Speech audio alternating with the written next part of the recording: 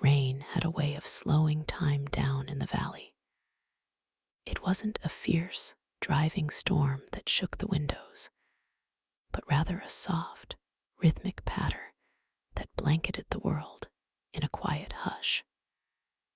Inside the stone cottage, the only other sound was the occasional crackle from the small wood-burning stove in the corner. Julian sat in his favorite armchair, an old canvas piece that had perfectly molded to his frame over the years. On his lap, a large orange tabby cat named Barnaby was sound asleep, his rhythmic purring vibrating like a tiny, warm motor. Julian looked out the window, watching the mist drape itself over the tops of the pine trees. There was nowhere he needed to be, nothing urgent demanding his attention. The afternoon was an empty canvas of quiet hours. Eventually, the soft whistle of the kettle signaled that the water was ready. Julian moved carefully, not wanting to disturb Barnaby, but the cat merely opened one green eye, stretched his paws, and curled back into a tighter ball, claiming the warmth left behind on the cushion. Julian walked over to the kitchen counter. He selected a heavy ceramic mug, one he had thrown himself on a pottery wheel last summer.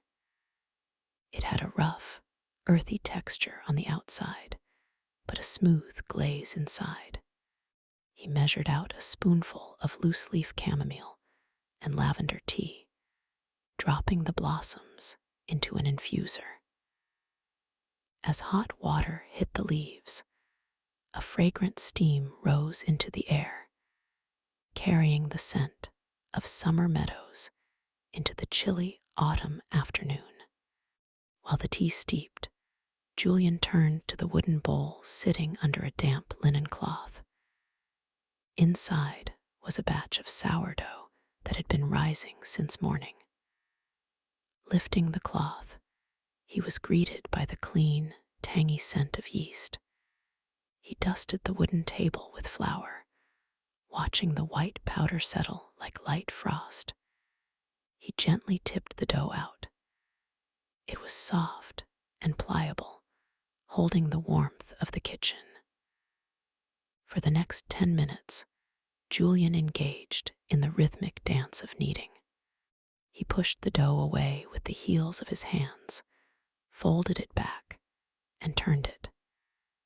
There was no rush. He tuned into the physical sensation, the elasticity of the dough, the flour on his knuckles, the steady movement of his shoulders. It was a form of meditation, anchoring his thoughts entirely in the present moment.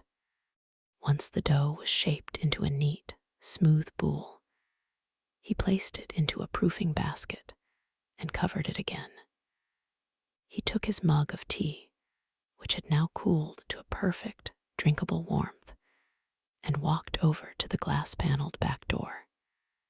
He turned the brass handle and stepped out onto the covered porch. The air was cool and crisp, a sharp contrast to the cozy warmth of the cottage.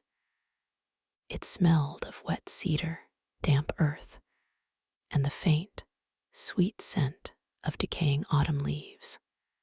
The valley below was completely swallowed by the fog, turning the landscape into a soft watercolor painting of grays, greens, and muted blues. A small chickadee landed on the porch railing just a few feet away.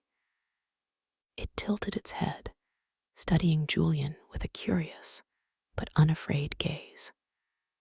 Julian remained still, holding his breath so as not to startle the little visitor. He took a slow sip of tea, the warmth spreading through his chest. The chickadee let out a soft chirp, shook its feathers against the dampness, and fluttered away into a nearby rhododendron bush.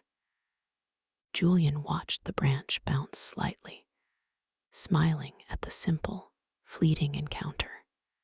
The world was full of these small, quiet miracles, if one only took the time to notice them.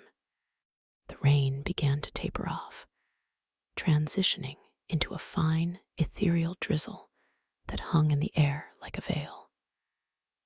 Julian walked back inside, closing the door softly behind him.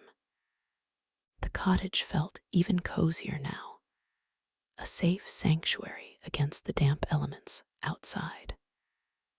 Barnaby had finally decided to stir, moving from the armchair to the kitchen floor, where he sat politely next to his food bowl, looking up at Julian with quiet expectation. Julian scooped a small portion of food into the bowl, receiving a grateful purr and a rub against his ankles in return. He checked the clock on the mantel. It was just past 4 in the afternoon. The light was beginning to soften, casting long, gentle shadows across the wooden floorboards. It was time to bake the bread. He preheated the heavy cast-iron Dutch oven that had been sitting in the oven. When it was hot enough, he carefully transferred the dough into the pot, scored the top with a sharp blade in the shape of a simple leaf, and slid it into the oven. Within 15 minutes, the aroma of baking bread began to fill the cottage. It was a rich, comforting smell that seemed to wrap around the room like a warm blanket. With the bread baking, Julian retrieved an old leather-bound book from the shelf. It was a collection of nature essays he had read a dozen times, but there was comfort in returning to familiar pages. He settled back into the armchair, and Barnaby, right on cue, hopped back up to reclaim his spot. The warmth of the cat and the heat radiating from the stove created a perfect pocket of comfort. As Julian read, the words flowed smoothly, describing the changing of seasons in a distant forest. He found himself reading the same paragraph twice, simply to savor the beauty of the prose. When the timer chimed, Julian set the book aside and pulled the bread from the oven. The crust was a deep, golden brown, crackling softly as it began to cool on the wire rack. The sound, known to bakers as the song of the bread, was a tiny, intricate series of pops and whispers. He resisted the temptation to cut into it immediately, knowing it needed time to rest. Instead, he lit a small beeswax candle on the dining table. The flame danced gently, casting a warm, amber glow that chased away the twilight creeping into the corners of the room. As darkness settled over the valley, the rain stopped. The clouds parted just enough to reveal a sliver of the moon, its silver light reflecting off the wet leaves outside. Julian sliced a thick piece of the warm bread, spreading a generous layer of salted butter over it.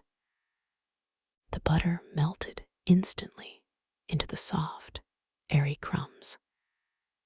He took a bite, closing his eyes to fully appreciate the simple perfection of the flavor.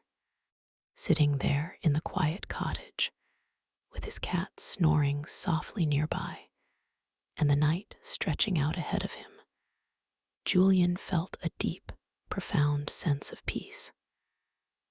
There was no past to regret, no future to worry about. There was only the warmth of the stove, the scent of fresh bread, and the quiet beauty of the present moment.